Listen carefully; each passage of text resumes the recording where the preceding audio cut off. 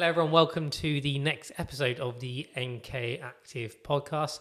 I am joined with Charlie and David from NK Active for this episode, and thought it'd be nice to have a discussion around all things what to do when things don't go to plan during sort of the treatment and the rehab process, just because we would love things to go perfectly smoothly every single time, but life would maybe get a little boring if that happened. And in reality, that doesn't happen. We will have bumps and blips along the road, which is perfectly normal and it is perfectly fine, and we kind of expect it as well. But it's still, what can we do to help manage people and you guys through that when that happens? So, David, it's you got a lot of experience in treating a wide variety from complex blast traumas down to anxiety, down to treating people in the workplace. So would you say, is it common for things not to go to plan? I think it's normal. I think to have a plan, particularly with time frames, this is going to happen at a certain time frame. When we look at evidence for tissue healing and take things through, there should be a structure there.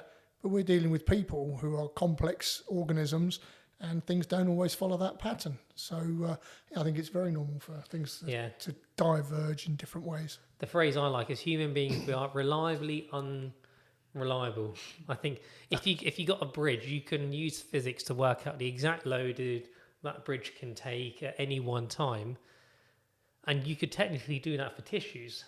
The issue of human beings, we've got a brain that sort of just says, let's have a little bit of fun with this, and just sort of let's just drop this into the mix, as it were, and just sort of spice things up. And I think that's what makes our job interesting, is that no two patient journeys are the same. We could see 10 people in clinic with an Achilles problem, but everyone's experience and journey of that is different. I think that's part of the learning, because we learn it mechanically, tissues, this happens, this muscle does this does that, and we forget to apply the ankle or whichever joint we're looking at to the person with thoughts and beliefs. Yes. So the rehab process has got to include that person with thoughts and beliefs. That's not a recipe that you do this, followed by this, followed by that, because you've got a different person attached to it. And it's quite a difficult thing to understand initially, that if someone could have exactly the same injury, they'd get a completely different rehab program, because we treat the whole person and not the joint or the tissue. Yes. And I think that's why there are lots of support groups out there, especially on Facebook. And this is why sometimes they can be really helpful, but they can also not be helpful, because someone will say, I've got plantar fasciitis. What do I need to do to treat this? Someone may put an answer up that worked perfectly for them, and that was the right treatment for that person at that time. However, that treatment then may have no positive net outcome for that other person. So unfortunately, we try and sort of pigeonhole things together. Sometimes it works, sometimes it doesn't. So Charlie, David sort of touched on that sort of holistic approach, as it were. Can you sort of expand on why that is important, really? Yeah, so I think the holistic approach is, when we talk about holistic approach, it's about taking about someone's emotions that may be connected to them either not feeling well or feeling poorly. It can sometimes be the emotions of not being able to do something or doing something. And that's then connected with actually what is the physical thing that may be wrong with them, and then also what those barriers, so that psychological aspect, and things like mental health, things about how you physically feel, those of your family's opinions and influences will all come together to create this wonderful human being that is then not very well but wants to be better. And so I think it's being mindful of sometimes unpicking some of that and then working out what we're good at and what we're not. And we're very good here at using a team approach, a multidisciplinary way of working. So for me, I sit within that, right, what's the pathophysiology, what's the skeletal structure, what's the anatomy, and what's the evidence base around that. I can do the bits that start about beliefs and understanding and educating, but if it's something about how to manage anxiety or depression, that's where I'm going to have to start to use those that have more knowledge than myself yourself to be able to work with them in order to be able to get the best outcomes for that patient. Likewise, if there's a plan that requires an orthopedic review, so sometimes we'll work with some of the sports docs here, a patient will have osteoarthritis of the knee. Clinically, I know that I've done my assessment's thorough, that's what it is. But for that patient to have an image or to have a second opinion is really vital in helping them break down some of those beliefs and values to then be able to do the work that's needed, which is that exercise rehabilitation. So although the plan may be delayed slightly because that person needs to go and see that next person, actually they're really helpful in helping to reinforce that education to then allow us to do the work that needs to be doing. And it's amazing how teamwork can really make the dream work. Oh no, I've quoted that awfully. No, and I think you hit the nail on the head there, that just because it's not NHS, it's private, we still have access to referring out to different people when we need it. I suppose one of the perks of private practice is that like we can get that done. We can refer out and someone could be seen within the same week normally, and that's not normally an issue. And it's, if things aren't going to plan, sometimes we need to sort of take that step back, reflect and say, actually, do you know what? Let's get a second opinion on this. That second opinion may say exactly the same what we have done, but then you've then got two medical people saying the same thing, which then may then enhance that value of, do you know what? You talk about the knee OA. We know it's knee OA. They go see the orthopedic surgeons or the sports doctors who say, yep, it's knee OA, but you don't need surgery or you don't need injections or something. Then maybe then just give someone that positive reinforcement, say, actually, do you know what? I am on the right path. I'm on the right journey. And David, when do you think it's important to know that actually, is there a time where maybe we need to take a step back from what they're doing? Or is there a time where we say someone's coming in and things aren't going quite to plan, but we say, no, we just need to still keep progressing things forward? I think it starts with the clear diagnosis from the multidisciplinary team, but it's also having the conviction in what you've decided and that you can back up why you're doing something that you're doing. And that might be different for two different people.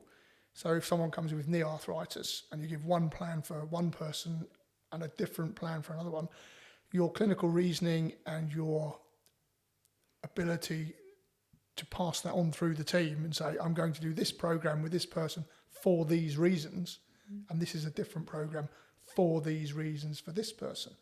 So to be able to back that up individually, I think is quite important for... Yeah. And sharing that, isn't it, with patients? So patients want to learn about themselves. That's a very natural thing to do, isn't it? So being able to rationalise and justify your thought process. I tend to talk mine out quite loudly with the patient so that they're able to see my logical and flow. So then there's that buy-in, that's that understanding, that learning, that changing beliefs. I love it when a patient quizzes me. I'm like, who is that paper? Do you have that for me to read? Absolutely. I will quite happily go and send that to you. Or we'll have a discussion about what that was suggesting and how that fits within their clinical picture and what that means to them as a person. And I think those little bits of being able to set those expectations and being able to work together is what will really help benefit them, not just short term, but long term as well. I think one of the big problems in the long term with medical is that people wait a long time for an appointment with the consultant. In there, the consultant's read the notes. They very rarely do an assessment because they've got the notes, they know what's going to happen, and patients wait a long time for these things, and they're out walking across the car park. They don't really know what's happened. They didn't understand the long words that were used, and they're not really any further forwards. So to have the discussion and be open with the team and with the patient and include the patients is really strong. So I think you both raised some key points there. So we know from our feedback from patients that one of the three most common, 3 out of 5 most common terms used is thorough, friendly, knowledgeable, and listened. That's how they describe, whenever anyone comes to see any of us on, that's how they describe what we do. And I think it is that so important, that listening. And you then also touched on a nice point about the getting that what we call emotional buy-in. And this is why I absolutely love the whiteboards in clinic. And I'm very much a believer that if I can explain in plain English what's going through my head, which can be difficult with me at times. There's got a million things going around. And for me, I like communicating that via images. Every patient that sees me knows that art is not my strong point, but I still give it a go. I finally mastered drawing a foot, I think. It's only taken me like 12 years. But I believe you can use the whiteboard to explain the process, to explain the rehab journey, explain that things aren't going to go to plan. This is what we're going to do when things don't go to plan, if they don't go to plan. So you've got that, you've managed those expectations. They understand how you've come to the conclusion that you've got to, and you then understand why you're then discussing X, Y, and Z as a treatment plan from them. And I think doing that almost then helps try and reduce the risk of worrying when things don't go to plan, and you've almost sort of pre-framed what's going to happen if X and Y does happen. And for me also, it's explaining the whole journey. So if you come to see any of us, and we'll speak about what we can do, but then we'll also then speak about, well, what happens then if what we do doesn't give you the desired outcome? What's the next step? So if you come see us with a neuroma, for example, so enlargement of the nerve in the foot, we may say, okay, look, we're going to speak about footwear, we may speak about using foot orthoses, but then if that doesn't work, then there's the possibilities of injections, and if that doesn't work, then there's the possibility of having some surgery done as well. So then everyone knows every step of the plan when things, so it's not a complete shock. No, and I think that's it, isn't it? It's that preparation and kind of, I always call it sowing the seeds. So it's just sowing those thoughts early on so that they can ask the questions that they want to, because a patient won't remember everything that you say in that first interaction with them. It's really about preparing them and then allowing them to start to ask questions. And I love it by the end. I always think it's like they go on like a journey of kind of adulthood. So when they first come and see you, it's this infancy of like, I've got these questions, I've got this stuff, but I don't know very much. Then they kind of go in their toddler stage where they're kind of like, right, I've got little bits and I'm going to piece them together and I can do my exercises and I'm wearing the right shoes, but what do I do next? Then they go into kind of that teenage phase where they're like, look, I can do some of this stuff. I've got questions, but I don't need your help. And then they come to that lovely, fully kind of adult stage where they're then able to kind of go, right, this is what I think I'm doing. This is how I would problem solve it. How would you think that? What would be the long-term gain? What would be potentially the risks, the benefits, or the contraindications to that? And I think that transformation of kind of mind and physical kind of body as well of improvement is really helpful to having something that will last not just 6 months, 12 months, 18 months, but hopefully a lifetime as well. No, and I think touching on the point where you're not going to remember everything during the consultation, and that's just, we know there's evidence that, I can't remember, I want to say the stats are, you'll only remember, I think 40 to 60%, I may be wrong, but I know it's around that number of what happens in a consultation. And I think that's why we then follow up every initial consultation with a letter with the plan of what we discussed going forward. So I think then what sort of mechanisms have we then got in place, David, to then try and work when things don't go to plan? I think if we've got a good therapeutic relationship, if we're asking the right questions, they might be able to tell us what they want, what they think, why it's going wrong, and help push us in the right direction. There's onward referral, there are other pathways to go down, but I think having that what's going wrong and why is it going wrong, and having the discussion with the person, because it might be, actually, I think it's going well. You're improving your strength, improving your range of movement, everything seems to be going fine, but the patient comes in and says, it's not going well, nothing's changed. So we've got to make sure that we're on the same path, on the same page when we're talking about what's not going well. Is it that the pain has flared up? And is that a normal part of the rehab process? Or is it something that's just scared and worried them, they've pushed a bit too hard?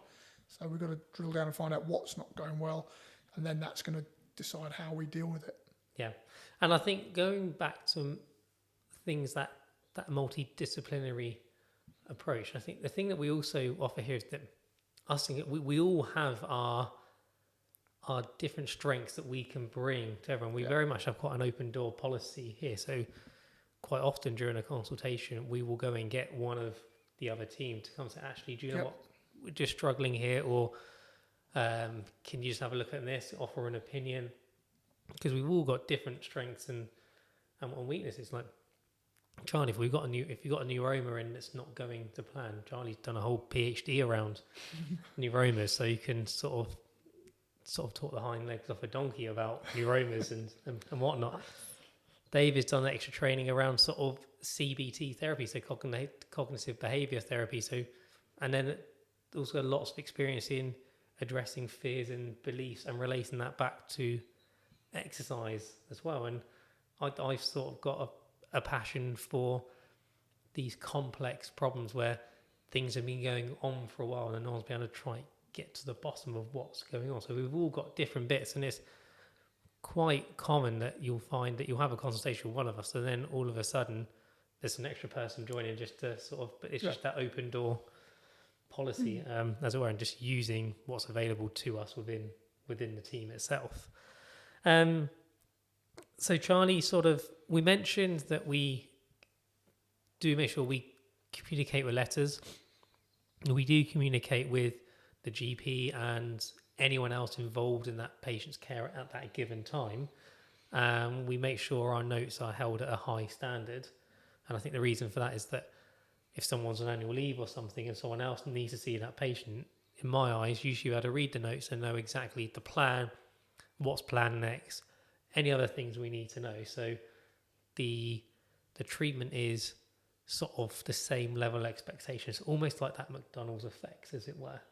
So with McDonald's, the reason I say that, with McDonald's, you can walk into a McDonald's restaurant and you know what to expect regardless what McDonald's you walk into. And that's what I want to try and create in healthcare. So it doesn't matter if you're seeing one of us or someone else. It's if something happens, you can't see that person, you have to switch for just one appointment, then that experience and that treatment is still exactly the same.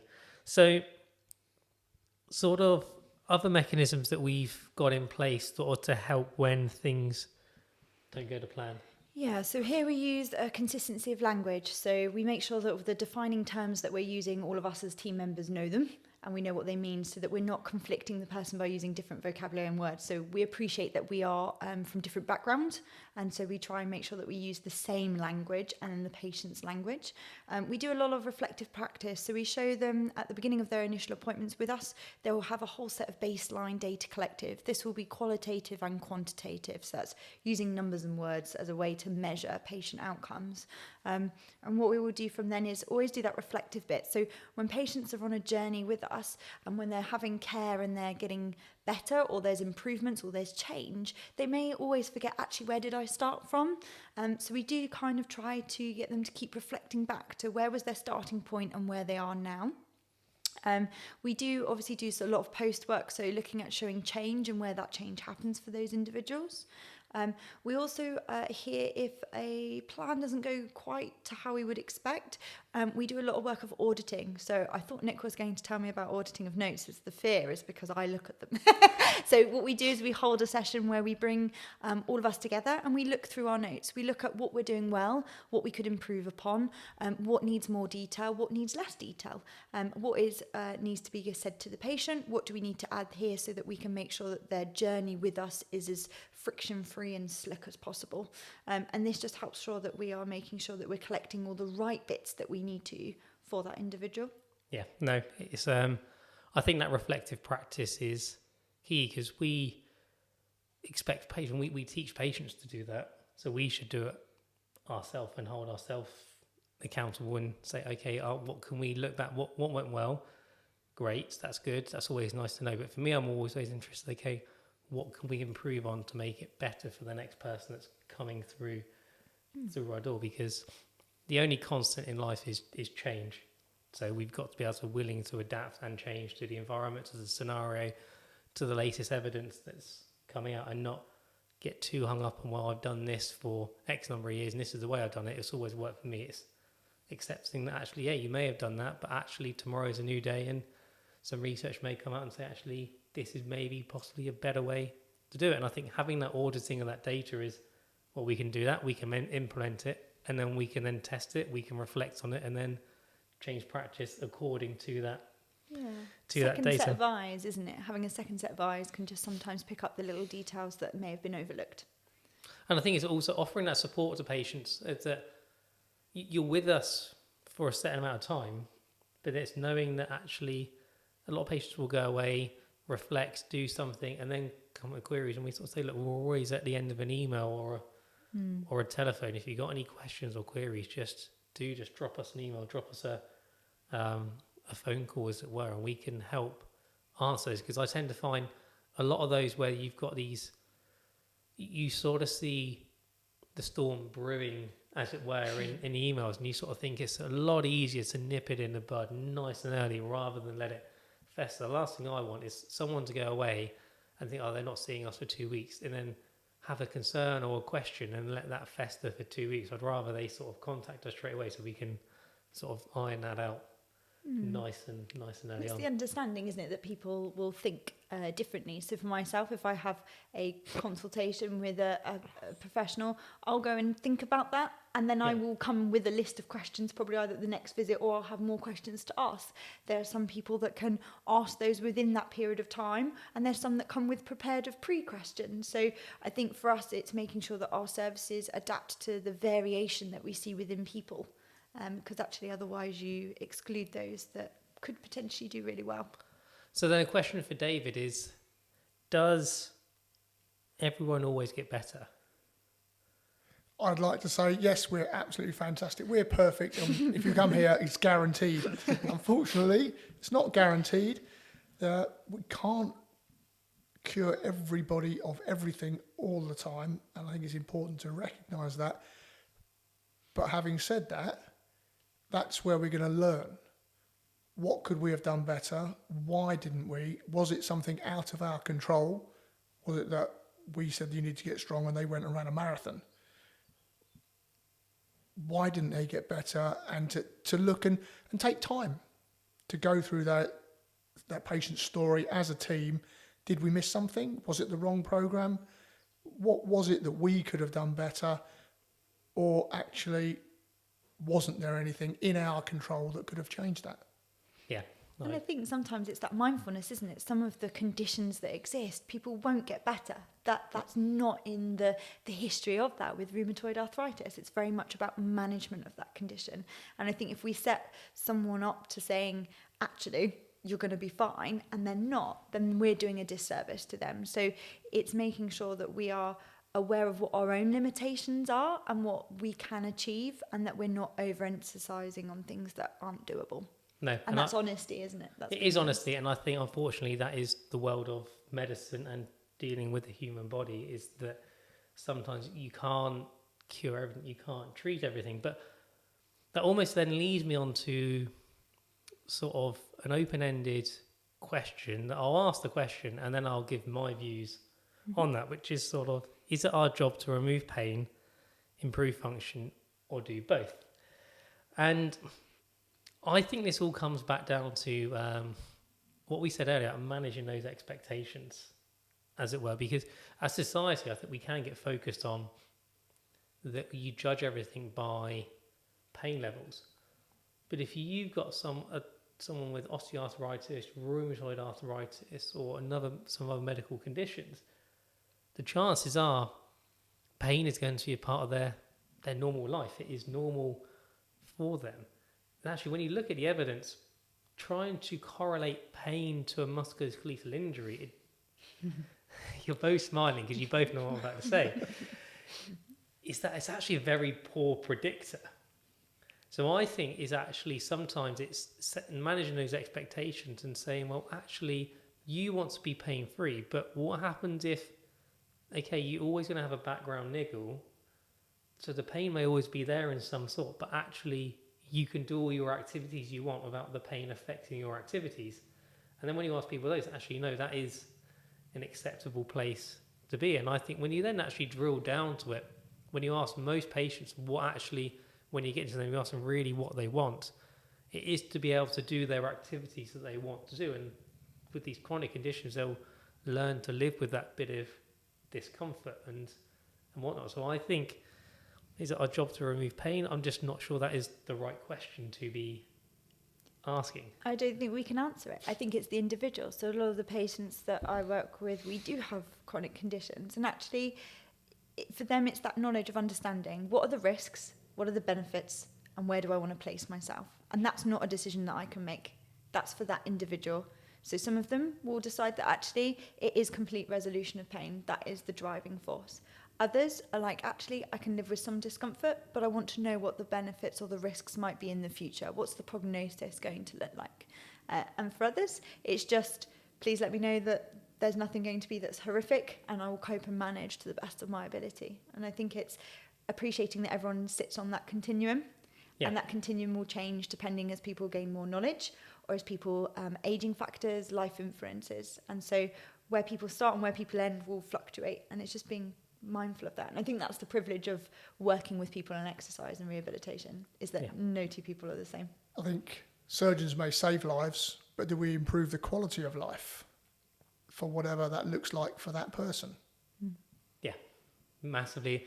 And I think we won't get down to the pain conversation too much, but I think your perception of pain truly changes on the environment that you are in.